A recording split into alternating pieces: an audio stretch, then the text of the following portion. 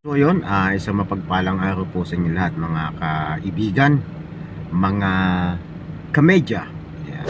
Welcome po ayan, sa ating channel, Medya BTS Vlog.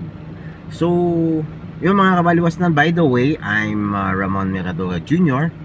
And nagtayo po ako ng channel o isinapubliko ko po yung aking anong tawag dito, yung aking sakit. Yan, Mediabetes, kaya nga po Medya. So ayun, hindi lang po yan para proud sa sakit, hindi rin para ipagyabang, kundi itong channel ko pong ito mga kamedya, ay gusto ko pong lumawak yung aking kaalaman tungkol po sa sakit na diabetes, ano, mga kamedya. And gusto kong matuto kung ano pa yung mga dapat gawin at hindi dapat kainin na sa pamamagitan ng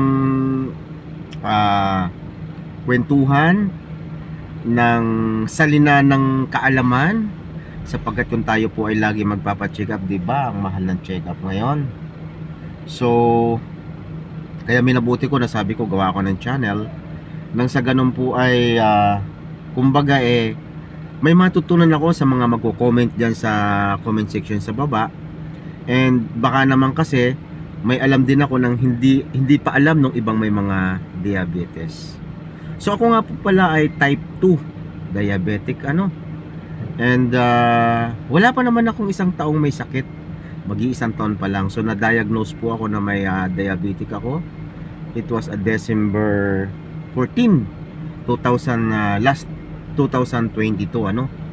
And isa nga po yun sa pinakamalungkot na naganap sa aking buhay last year, kasi hindi ko na enjoy yung ano, yung Pasko at saka yung bagong taon, kasi nakalugmok po ako sa sakit nun. Well anyway, ika nga ganun talaga buhay, ano. May mga dumadating na sakuna, hindi lang para malungkot tayo, kundi maghanap po tayo ng pamamaraan upang sa ganun ay malunasan yung ating karamdaman. At yun, at awa naman ho ng Diyos, sa ngayon ay medyo nakakabawi na, ano. Nung hindi pa po inaatake mga kamedya, no, so yan po yung aking katawan, ano. Yan, nakikita nung yan, hindi pa ako inaatake niya nun. So ito na ngayon nung ako inatake, napakalaki ho ng pagbabago nung ako ay na-diagnose na may diabetes ako at stage type 2. So hindi lang po yan, ano. Yung iba kasi pagka may diabetes, siyempre natural sa katulad ko din, ano, hypertension, meron tayo niyan. Ako mataas yung cholesterol ko, and acidic. So yun, pero suma total talaga, yun naman yung acidic, medyo napapakalma din yan. Hindi yung cholesterol, talagang dapat bantayan mo rin yan. And yung pinakamahirap is yung diabetic nga po, kasi ano yan magiging komplikasyon yan pag pinabayaan yung ano, yung iyong kalusugan. So ano nga ba yung diabetic, ano? Yan po yung katanungan ng mga sambayan ng Pilipino, sapagkat yung diabetic po ay dati nung una, nung kapanahon ng kupong-kupong, sabi ang diabetic daw ay mana-mana, no? May diabetic ako, kunyari. Ba't ka nagka-diabetic? Siguro yung mga ninuno mo may diabetic, di ba? Noon yun sa paniniwala noon, pero ngayon po, alam nyo po, hindi ho heredity ang nangyayari. Pagka nagka-diabetic ang isang tao, posible po yan sa pagkain, ano? Sapagkat ang pagkain po natin ngayon ay talagang napakadaming mga additives na talagang kakaiba na.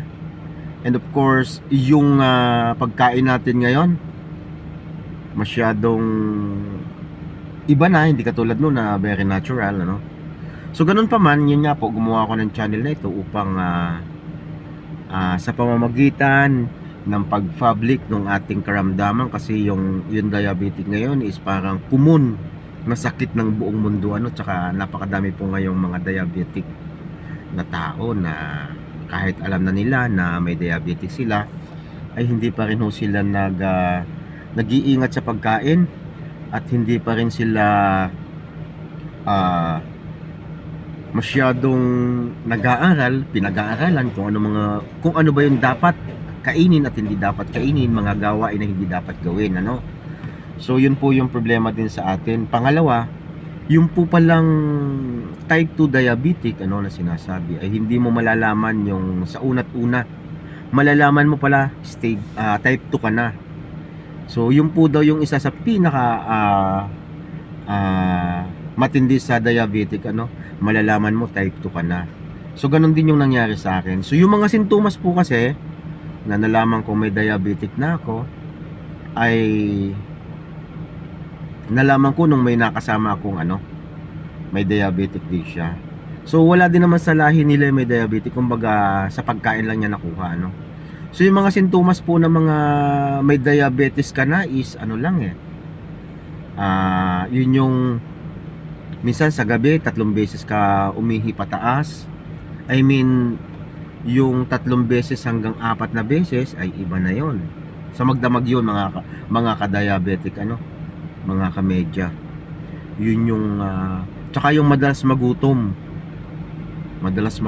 tapos madalas uhaw na uhaw. Dati sa gabi pag ako nagigising, kahit malamig na tubig, kunti na lang ang natitira yan sa lalagyan. Tapos mayat maya din ako ang ihi, mayat maya din ako nagugutom. So nung may nakasama po akong mayroong karamdaman na ganyan, nagtanong ako kung ano yung mga sintomas at nalaman ko pasok ako. Pero hindi pa ako nagpapa-check up ng mga kamedya. So na-diagnose ako kasi magdi-December noon, parang talagang siguro nasagad na kasi acidic din po ako Ayun, December 14 at doon nga po medyo naging masalimuot ang buhay. And yun, sa pagpapatuloy at papatuloy ng buhay, sa madalit salita, nakapagpa-check up, nag-advise yung mga doktor na mga iinumin, yun, naging masalimot din ang buhay nung una kasi mahirap kasi madaming bawal, madaming hindi dapat gawin, hindi katulad ng ibang sakit, ay pwede ka nito, ay pwede ka nito.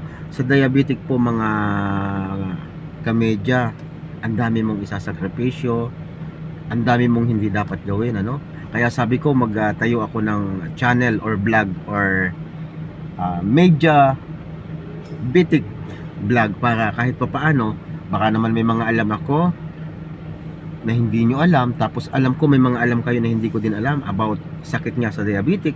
Kwentuhan po tayo mga kamedya, nang sa ganun mapalawak yung ating kaalaman tungkol sa may sakit na diabetes at maiwasan din po natin kung ano yung dapat iwasan at makain po natin yung dapat kainin at hindi natin makain yung hindi dapat kainin, So yun mga ka-diabetic, mga kamedya. So sana po ay tangkilikin nyo yung channel na to. Kwentuhan tayo about sa ating sakit. Kung may sakit man po kayong diabetic, huwag ho kayong mahiya, huwag ho kayong matatakot. Kumbaga po, andito tayo, tulungan tayo sa ating paglalakbay sa sakit nating diabetic. Huwag nating kakaya, huwag tayo matatakot, sapagkat realidad na ng buhay na to, at saka kumuna po kasi yung sakit na diabetic. Ayan, salamat mga ka-diabetic, mga kamedya, So kamedya na lang ang tawag natin sa isa't isa kasi tayo ay medya na medyabetes. So yun na lang po at sana sa mga susunod natin video, kasi panimulang video pa lang ito, at kung may sasuggest man po kayo sa mga karamdaman natin, ay comment lang po dyan sa baba. And we have talking about sa ating sakit na medya. So yun lang, medyo mahaba na kasi yung ating video, at sa mga susunod pa talakayin natin kung ano ba yung iniinom ng medyabetic, kung ano ba yung dapat kainin pagkain at hindi. So yun lang po mga kamedya, salamat, see you next vlog. Magandang hapon sa inyong lahat. Alright.